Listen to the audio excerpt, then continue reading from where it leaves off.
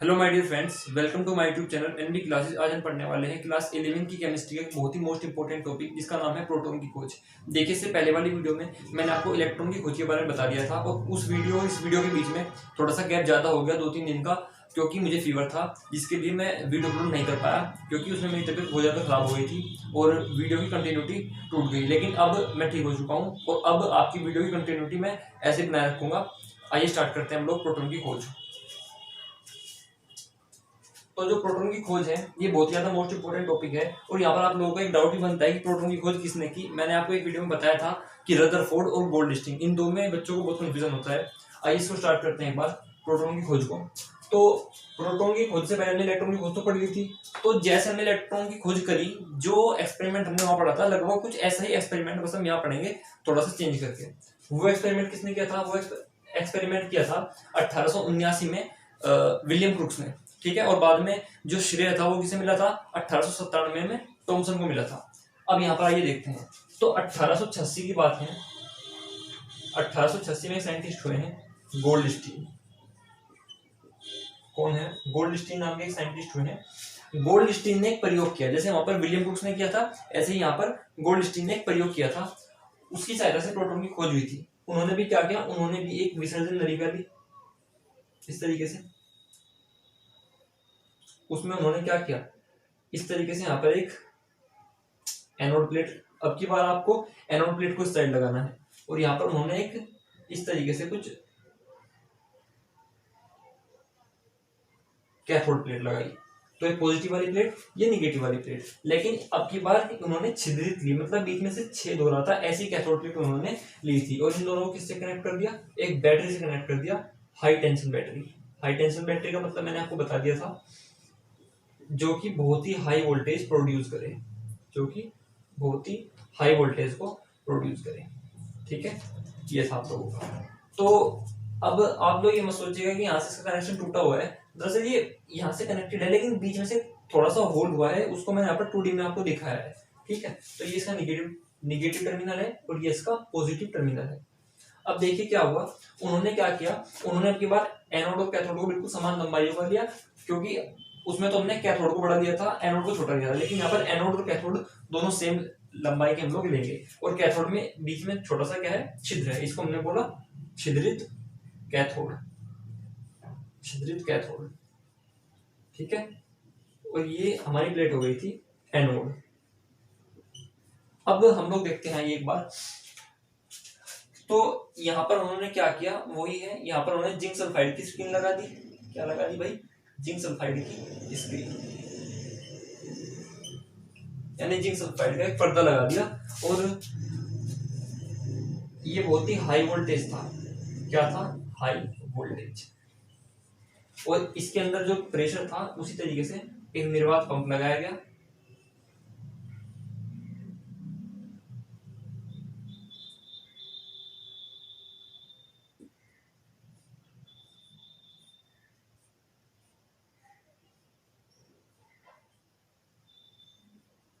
इस तरीके से एक वैक्यूम पंप लगा दिया गया ताकि इसके अंदर प्रेशर को कम किया जा सके, क्योंकि हम जानते हैं कम प्रेशर और हाई वोल्टेज पर ही गैसों में यानी एयर में विद्युत का चलन होता है।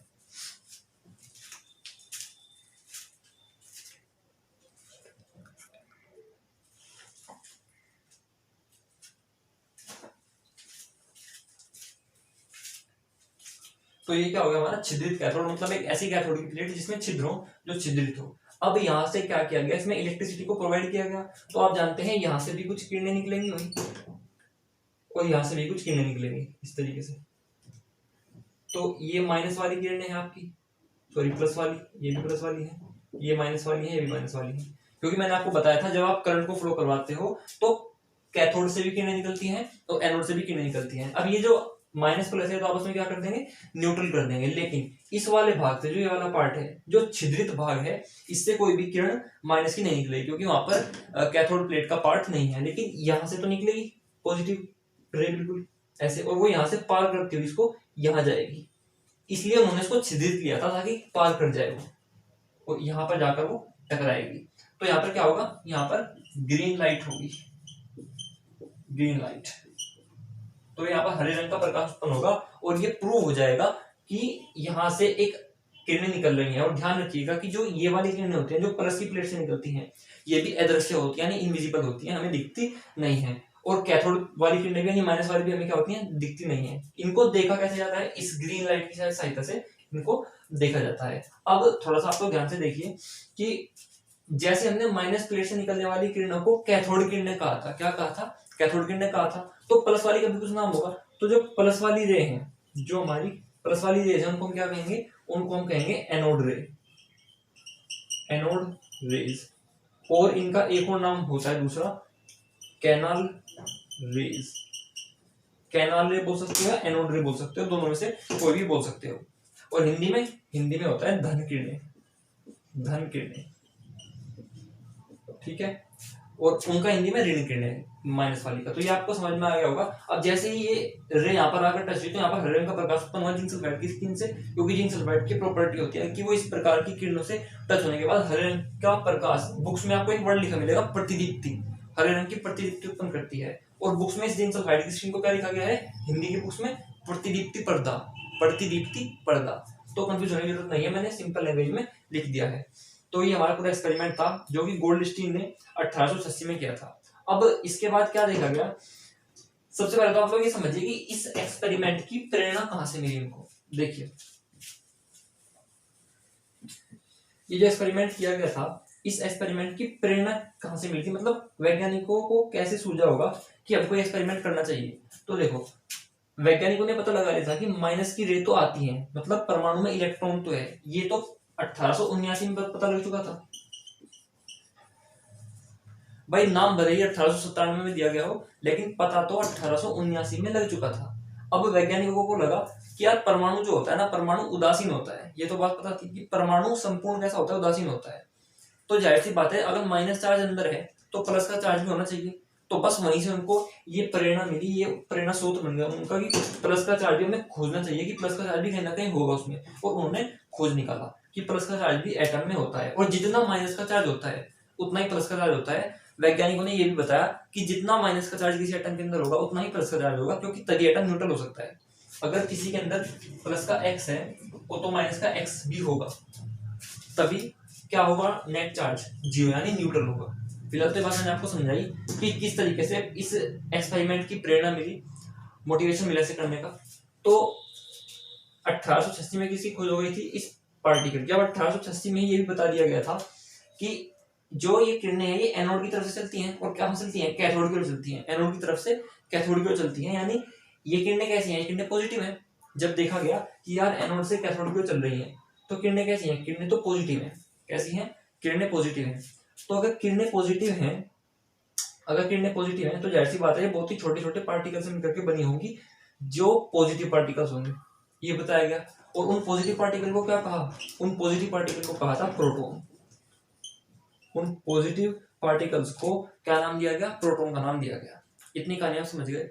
अगर आप नहीं भी समझे हो तो बस इस एक्सपेरिमेंट को समझ लीजिए, और इतना समझ लीजिए कि जो किरणें हैं प्लस से माइनस की ओर चलती हैं, यानी ये धनात्मक किरणें हैं। जो भी चीज प्लस से माइनस की ओर जा रही है उसका मतलब क्या है, वो चीज कैसी है, वो धनात्मक है, क्योंकि प्लस ही माइनस की ओर जाता है हमेशा। अब प्लस प्लस की ओर तो जाएगा नहीं, हमेशा माइनस की ओर ही जाएगा। तो इसलिए उन्होंने समझा, वैज्ञानिकों ने, गोल्डस्टीन ने, कि ये किरणें बहुत ही छोटे छोटे पार्टिकल से मिलकर के बनी हुई हैं जो कि पॉजिटिव पार्टिकल्स होते हैं। पॉजिटिव पार्टिकल्स होते हैं, उन पॉजिटिव पार्टिकल को उन्होंने क्या कहा, प्रोटॉन कह दिया। क्या कह दिया भाई, प्रोटॉन कह दिया। अब देखिए, अब अगर आपसे कोई भी पूछे बात कि प्रोटॉन की खोज किसने की और कब की, तो दो डाउट मन में बनते हैं। एक्सपेरिमेंट तो आपको क्लियर हो गया होगा। अब दो डाउट मन में 100% बनते हैं कि प्रोटॉन की खोज किसने और कब की। देखिए, अब एक तो बनता है 1886 और एक बनता है 1919। नाम आता है यहाँ गोल्डस्टीन का, ठीक है, यहाँ नाम आता है किसका, रदरफोर्ड का। तो अब कौन सा ऑप्शन करेक्ट लगाएं। देखिए वैसे तो आपको अगर आपसे पूछा गया है एक नंबर में वेरी शॉर्ट में, तो आप लोग इस ईयर को लिखें और इस साइंटिस्ट के नाम को लिखें, आपका नंबर बिल्कुल भी नहीं कटेगा। अगर एक नंबर का क्वेश्चन आता है तो एक नंबर आपको फिक्स मिल जाएगा, ठीक है। लेकिन अगर आप लोग 1919 रदरफोर्ड लिखते हो, 1919 रदरफोर्ड लिखते हो तो भी सही माना जाएगा। लेकिन अगर हम कायदे से देखें कायदे से देखें तो गोल्डस्टीन सही है, कायदे से देखा जाए तो गोल्डस्टीन बिल्कुल करेक्ट आंसर है इसका। और जो हमारी एनसीईआरटी का बुक है, यानी जिसको स्टैंडर्ड बुक माना जाता है, उसके अंदर जो इनकी मास की चार्ज की टेबल दी गई है, उसमें खोजकर्ताओं के नाम का जिक्र नहीं है, बिल्कुल भी खोजकर्ताओं के नाम के बारे में कोई भी बात नहीं बताई गई है। तो इसलिए आप लोग यहाँ पर गोल्डस्टीन लिख सकते हो। और कुछ बुक्स में अगर आप देखोगे तो कुछ बुक्स में ये भी लिखा मिलता है, तो अब आप इसको भी लिखोगे तो भी आपका एक नंबर फिक्स है। लेकिन बिल्कुल कायदे से अगर हम देखें तो भाई गोल्डस्टीन का आंसर है। और मान लो आपके पास कोई ऐसा क्वेश्चन आ जाए कि ऑब्जेक्टिव है, उसमें दोनों ही ऑप्शन दिए गए हैं, तो आपको फिर गोल्डस्टीन पे टिक करना है, बस गोल्डस्टीन पे आपको टिक करना है। अगर दो ऑप्शन आपको दे दिए गए, ये भी और भी दो तीन और दे दिए गए, वो तो गलत ही होंगे, तो इस वाले ऑप्शन पर आपको टिक करना है। लेकिन अगर बिना ऑप्शन दिए वेरी शॉर्ट में पूछा गया तो आप कोई सा भी लिख सकते हो। क्यों? क्योंकि कुछ बुक्स में इसको देखा गया है तो कुछ बुक्स में इसको देखा गया है। लेकिन अपने मन में इतना याद रखो कि कायदे से जो खोज करता है वो गोल्डस्टीन है 1886 में। तो ये हम लोगों की क्या थी, प्रोटॉन की खोज थी। तो एक्सपेरिमेंट किया, एक्सपेरिमेंट में क्या हुआ, एनोड से लेकर के कुछ किरणें निकली, वो कैथोड की ओर गई। अब कैथोड में जहाँ छेद था वहां से निकल करके जिंक सल्फाइड पर जाकर लग गई, तो हरे रंग का प्रकाश उत्पन्न हो गया। अब हरे रंग का प्रकाश उत्पन्न हुआ तो क्या हो गया, पता लग गया कि कुछ किरणें आ रही हैं। और क्योंकि किरणें प्लस से माइनस हो जा रही थी, यानी कि बताया गया किरणें कैसी हैं, किरणें प्लस की हैं और बहुत ही छोटे छोटे पार्टिकल से मिलकर के बनी हुई हैं, उनको हम प्रोटॉन बोलते हैं। ठीक है, खोज किसने की है, 1886 गोल्डस्टीन। खोज के बारे में मैंने सब कुछ बता दिया आपको। ऑब्जेक्टिव है तो गोल्डस्टीन। और अगर 1% ऐसा हो गया कि ऑब्जेक्टिव में आपको गोल्डस्टीन ऑप्शन ना दे करके रदरफोर्ड दे दिया जाए, तो फिर आप रदरफोर्ड पर टिक करेंगे, क्योंकि इस विषय पर कुछ बुक्स में कुछ दिया गया तो कुछ बुक्स में कुछ दिया गया है। ठीक है, तो फिलहाल मैंने आपको मतलब बिल्कुल क्लियर कर दिया डाउट। अब आपको इसके बारे में कोई डाउट रहना नहीं चाहिए।